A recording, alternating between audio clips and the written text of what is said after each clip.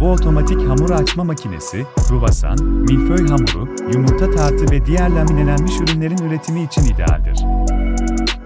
Gıda fabrikaları, merkezi mutfaklar ve fırın zincirlerinde yaygın olarak kullanılır, ürünün düzgün kalınlıkta ve yüksek kalitede olmasını sağlar. Özelleştirme mevcuttur, ayarlanabilir açma genişliği, makine konfigürasyonu ve özel etiketleme, OEM seçenekleri ile üretim ihtiyaçları ve marka gereksinimlerine uyum sağlar.